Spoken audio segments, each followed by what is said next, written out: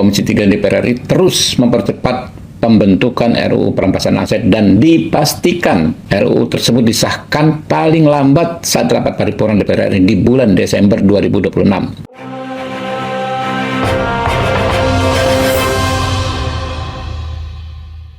Halo Sobat Dadar, terima kasih Anda mengunjungi kami kembali berdua dengan Cak Dodo di hari Rabu 26 Agustus 2006. Ini sehari menjelang demo Den di DPR. Kita akan sapa dulu Cak Dodo sebagai koordinator, bukan di demo, tapi sebagai Soin. Assalamualaikum Cak Dodo, salam FNF. Waalaikumsalam warahmatullahi wabarakatuh. Selamat pagi Cak Jarod dan juga pemirsa di seluruh Indonesia. Betul Cak Jarod, saya koordinator wilayah Bogor. Nanti akan ada di DPR ya, besok pagi jam 8 saya udah cenah. Gimana kabarnya pagi hari ini Cak Jarod? Alhamdulillah, sehat-sehat Cak Dodo. Ini barangkali itu kita spill tentang info foto CS di DPR, bagaimana responnya sangat mendukung. Masyarakat mulai berdatangan menyerahkan donasi air mineral, sangat ringan. Tapi itu kan merefleksikan bahwa kepercayaan botok demikian melambung tinggi di mata masyarakat Cak Dodo. Iya, karena isunya sangat menarik, yaitu perampasan aset, terutama aset koruptor. Selama aset koruptor tidak dirampas, maka korupsi akan tumbuh subur. Oleh karena itu, ketika masyarakat apati yang dikoordinir oleh Supriyono alias Botok, maka seluruh masyarakat di wilayah Republik Indonesia memberikan dukungan positif dan supaya betul-betul demonya mencapai tujuan, tidak ada anarki, tidak ada kerusuhan, dan tidak terjadi bakar-membakar. Tujuannya adalah DPR bersuara untuk segera mengesahkan RUU perampasan aset. Itu harapan kita semua, Cak Jarod. Benar Cak Dodo, ini sebelumnya ini botok ini ternyata direpresif demikian rupa. Bukan hanya tabungannya di Mandiri yang diblokir, tapi semua akun medsosnya diblokir. Cak. Ini kasihan, ini kurang ajar yang blokir ini. Dan yang terakhir nih, ini responnya sangat mendukung. Bagaimana Gubernur DKI Pramono Anung bilang silakan warga Pati untuk berdemo. Nah, silakan. Dan ada nih penegasan dari Ketua Komisi 3 DPR Habibur Rahman ini dari Gerindra bilang dipastikan pembahasan RUU perampasan aset akan disahkan paling lambat Desember 2006. Alhamdulillah ini, Cak.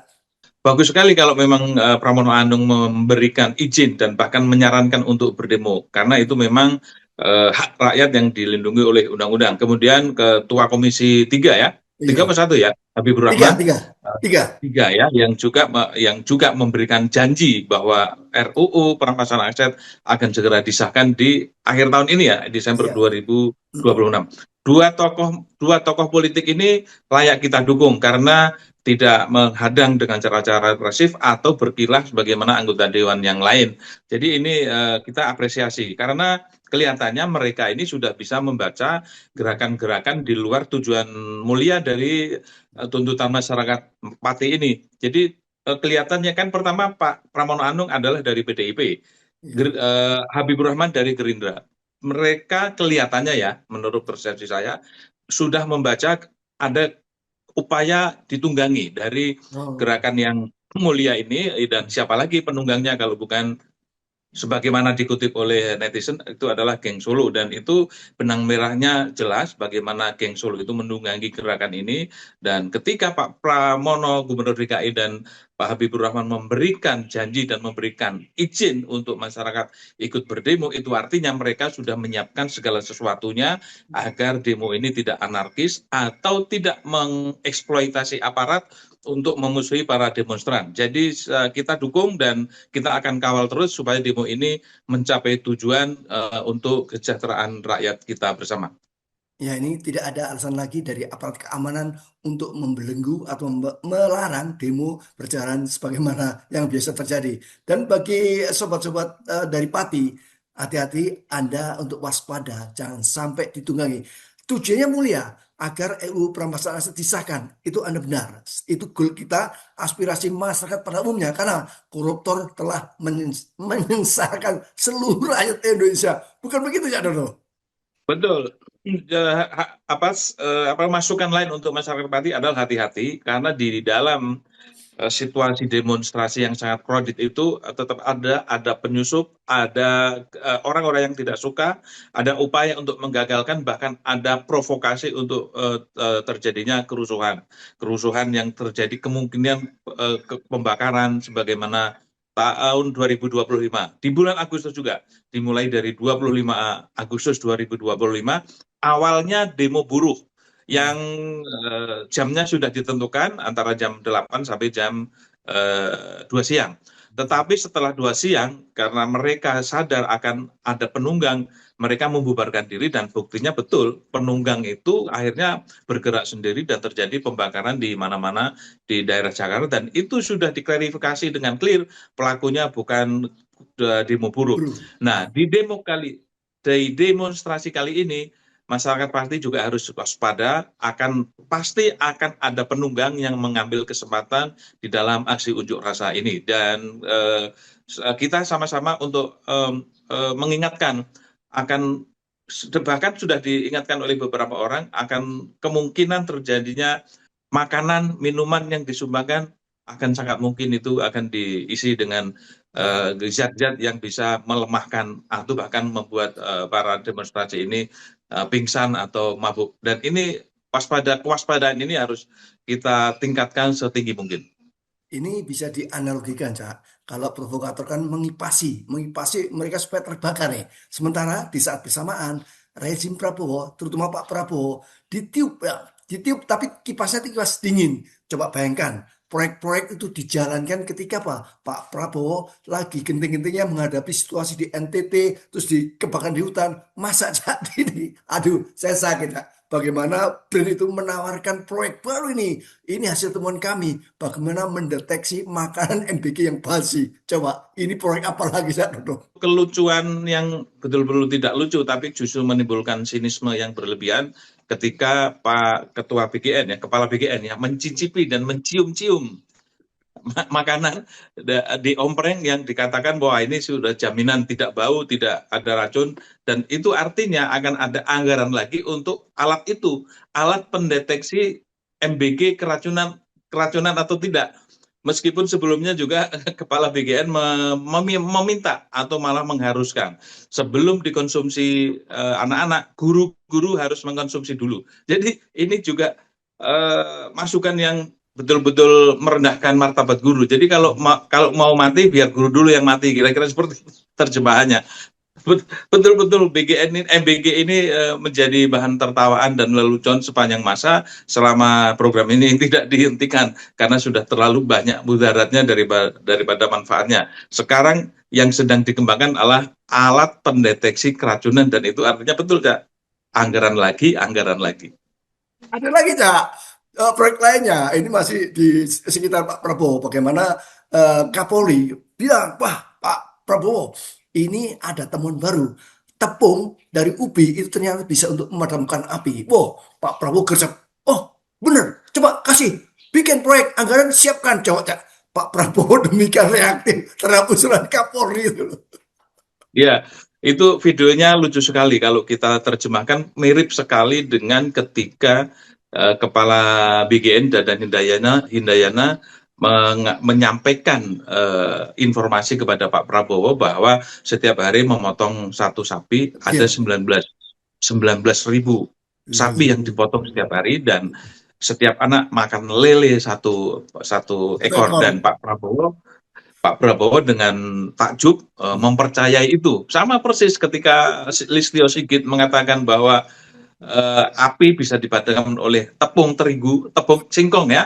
Iya, Itu sama. Bagus itu, bagus. Nah, jadi ini Pak Prabowo ini kayaknya sangat moderat gitu ya, menerima masukan dari bawahannya yang padahal kalau kita teliti masukan-masukan itu jauh dari masuk akal, tidak logis dan justru lucu gitu.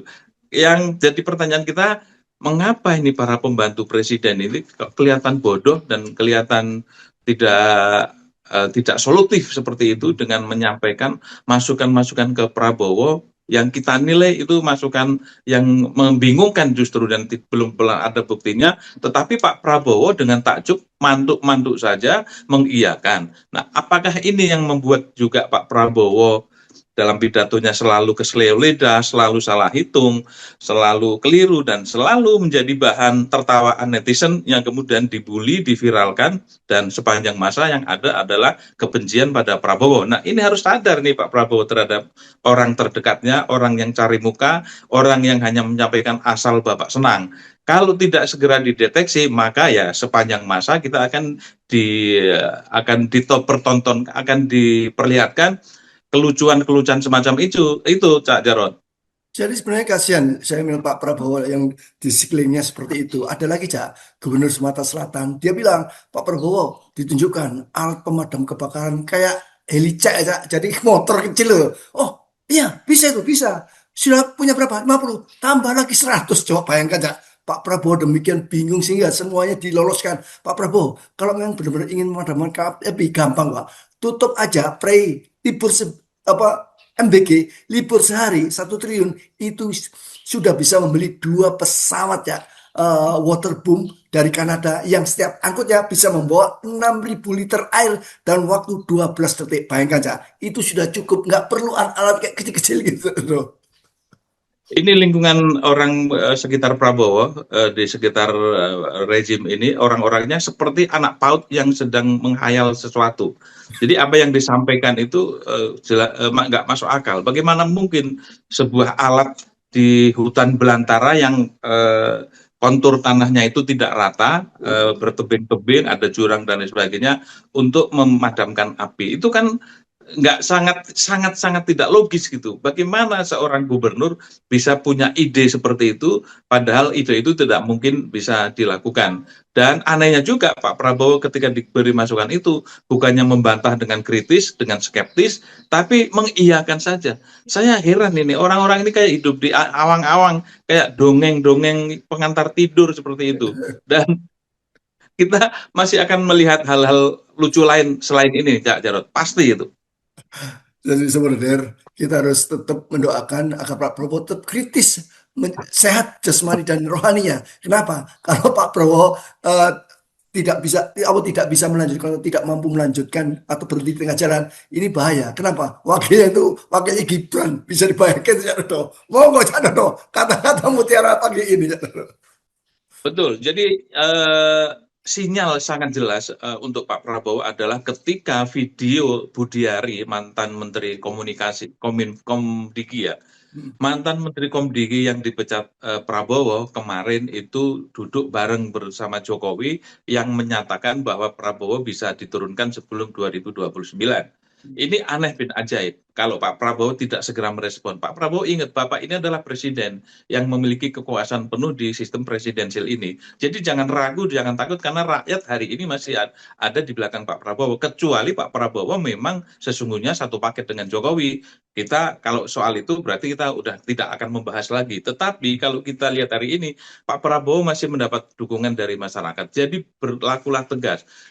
Pak Budiari dan Jokowi itu sudah merancang kudeta, kalau bisa kita terjemahkan, merancang kudeta supaya Pak Prabowo tidak sampai 2029 dengan harapan yang maju adalah Gibran, karena ada wakilnya. Kalau tidak ada wakilnya, yang terjadi adalah triumvirat, Kementerian Luar Negeri, Dalam Negeri, dan Menteri Pertahanan. Tapi ini kan ada Gibran, artinya Gibran yang bisa menjadi presiden.